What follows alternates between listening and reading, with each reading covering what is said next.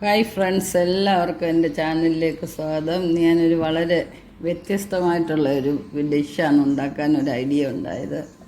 അപ്പോൾ ഇതിന് എന്താ പേരിടണ്ടേ എന്നുള്ളത് നിങ്ങൾ കണ്ടിട്ട് കമൻറ്റ് ചെയ്യുക. ഞാൻ എൻ്റേതായിട്ടുള്ളൊരു പേരിടുന്നുണ്ട്. ഒന്നുകൂടെ സ്യൂട്ടബിളായിട്ടുള്ള പേര് കണ്ടുപിടിച്ച് പറയുക കമൻറ്റിലൂടെ. അപ്പോൾ അതിനുവേണ്ടി ഞാൻ നമ്മുടെ കണി വെച്ചിരുന്ന മത്തങ്ങയാണ്. ഇത്രയും ദിവസമായിട്ട് ഒരു കേട് പോലും വന്നിട്ടില്ല.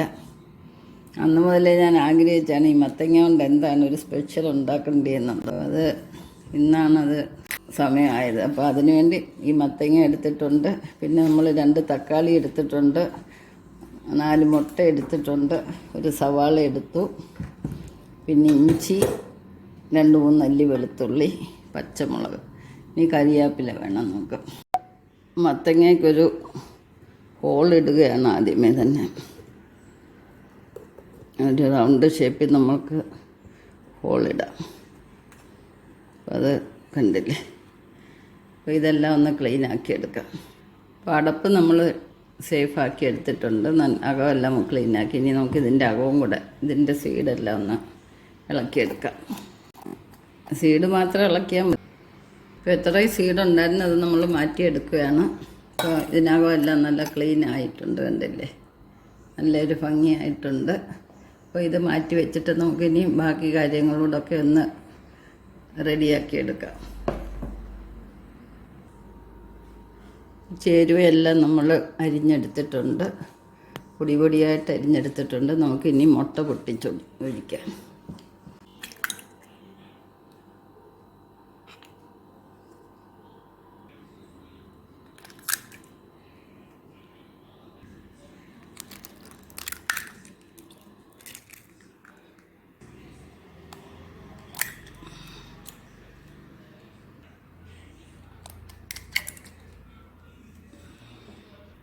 5 മുട്ടയും പൊട്ടിച്ച് വെച്ചു. ഇനി നമ്മൾ ഇച്ചിരി പെപ്പറാണ് ഇടുന്നത്, സ്വല്പം മസാല ഇടുന്നുണ്ട്.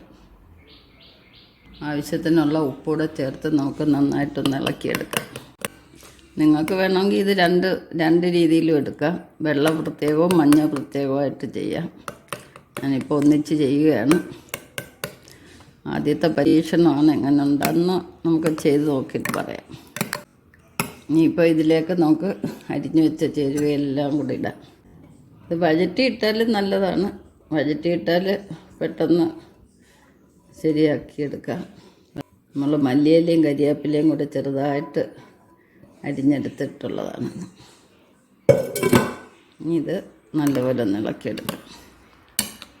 എല്ലാം നന്നായിട്ട് അടിച്ചു. നമ്മളിനി ഒരു സ്പൂണ് കോൺഫ്ലവർ ഇടുവാണ്. ഒരു മുറുക്കം കിട്ടി എടുത്തിട്ടുണ്ട്. ഇനി നമുക്ക് സ്വല്പം തേങ്ങാപ്പാലൂടെ ചേർക്കാം. തേങ്ങാപ്പാലിന് പകരം തേങ്ങ ചേർത്താലും കുഴപ്പമൊന്നുമില്ല. പാലുള്ളൊരു പാലായിട്ട് ഇത് നന്നായിട്ടൊന്ന് മിക്സ് ചെയ്യാം. നമ്മുടെ ബാറ്ററെല്ലാം റെഡി ആയിട്ടുണ്ട്, കണ്ടില്ലേ.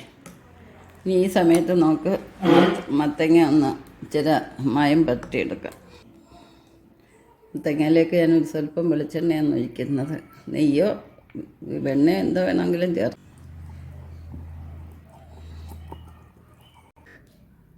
ഇതൊക്കെ നമുക്ക് ക്രിയേറ്റീവായിട്ട് എടുക്കാവുന്ന കുറേ ഡിഷസൊക്കെയാണ്. വെറുതെ ഇരിക്കുന്ന സമയത്ത് പുതിയ പുതിയ കണ്ടുപിടുത്തങ്ങളൊക്കെ ചെയ്യുന്നത് ഒരു രസവും കൂടെ അല്ലേ. സമയം പോവും, നമ്മുടെ ഒരു ക്രിയേറ്റിവിറ്റി ഇതിനകത്തുണ്ടാവും. അപ്പോൾ ഒരു പംകിൻ കിട്ടിക്കഴിഞ്ഞാൽ നമുക്ക് ഇങ്ങനെയും ചെയ്യാൻ ഒക്കുമെന്നുള്ളൊരു ലെസണോടാണ്. അപ്പോൾ നമ്മുടെ വെസലെല്ലാം റെഡി ആയിട്ടുണ്ട്. പംകിൻ വെസലാണിത്. അപ്പോൾ നമ്മളൊരു കുക്കറിലോട്ട് വെള്ളം എടുത്തിട്ടുണ്ട്. 1 ഗ്ലാസ് വെള്ളം എടുത്തിട്ടുള്ളൂ. അതിൻ്റെ ഒരു റിങ് ഇറക്കി വെക്കുകയാണ്. അപ്പോൾ അതിലോട്ട് നമുക്ക് നമ്മുടെ വെസൽ ഇറക്കി വെക്കാം. അപ്പോൾ ഏകദേശം മനസ്സിലായി കാണുമല്ലോ എന്താണെന്നുള്ളത്. അപ്പോൾ ഇത് റെഡിയാവുന്നതിന് മുമ്പ് ആരെങ്കിലും സബ്സ്ക്രൈബ് ചെയ്യാതെ കാണുന്നവരൊക്കെ ഉണ്ടെങ്കിൽ ഒന്ന് സബ്സ്ക്രൈബ് ചെയ്ത് സപ്പോർട്ട് തന്നെ. ഇങ്ങനെയൊക്കെയുള്ള പുതിയ പുതിയ വെറൈറ്റി ന്യൂ കമേഴ്സിനൊക്കെ ചെയ്ത് ശീലിക്കാവുന്നതാണ്. അപ്പോൾ നമ്മളിതെല്ലാം ഒന്ന് ഇതിനകത്തോട്ട് ഒഴിക്കുകയാണ്. പാത്രം നിറച്ചുണ്ട്. നമുക്കിപ്പോൾ 5 മുട്ട വേണ്ടി വന്നില്ല കേട്ടോ. 3 മുട്ട ആയപ്പോഴത്തേന് തന്നെ നിറഞ്ഞു. അപ്പോൾ ഇനി ഇങ്ങനെ ചെറിയ മത്തങ്ങയാണെങ്കിൽ നിങ്ങൾ 3 മുട്ട എടുത്താൽ മതിയായിരിക്കും. ഞാനിത് ആദ്യമായിട്ട് പരീക്ഷിക്കുക കേട്ടോ. ഇനി നമ്മുടെ അടപ്പ് അടയ്ക്കാം. ഇത് ഞെടുപ്പില്ലാത്തത് കൊണ്ട് നമുക്ക് ഞെടുപ്പില്ലാതെ തന്നെ അടയ്ക്കാം. ഞെടുപ്പുണ്ടായിരുന്നെങ്കിൽ നല്ല ഭംഗിയുണ്ടേനെ. അത് അതിൻ്റേതായിട്ടുള്ള ആ ഒരു വെട്ടിലൂടെ തന്നെ നമുക്ക് ചേർത്ത് വെക്കാം. ഇപ്പം റെഡിയായി. ഇനി നമുക്ക് കുക്കറിൻ്റെ അടപ്പ് വെച്ചിട്ട് ഒരു വിസിലടിക്കാം. ഇപ്പോൾ ഒരു വിസിൽ വന്നിട്ടുണ്ട്. നമ്മളിത് വാങ്ങി ആറിയതിന് ശേഷം അതിൻ്റെ മൂടി മാറ്റാം. അപ്പം നമ്മുടെ പംകിൻ എഗ്ഗൊക്കെ റെഡി ആയിട്ടുണ്ട്, കണ്ടില്ലേ? എല്ലാം നന്നായിട്ട് വെന്തിട്ടുണ്ട്. നമുക്കിനി ഇതൊന്ന് തണുത്തതിന് ശേഷം ഒന്ന് മാറ്റിയെടുത്തൊരു പ്രോസസ്സ് കൂടെ ഉണ്ട്. അപ്പോൾ ഈ സമയത്ത് നമ്മൾ ബാലൻസ് വന്ന ആ മുട്ടയൊന്ന് പൊള്ളിച്ചെടുക്കാം.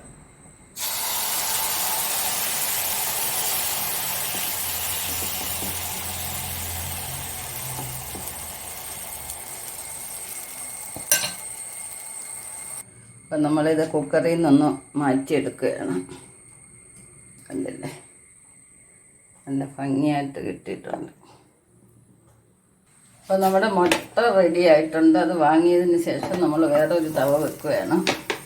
അപ്പം അതൊന്ന് ചൂടായതിന് ശേഷം സ്വല്പം എണ്ണ ഒഴിക്കുക.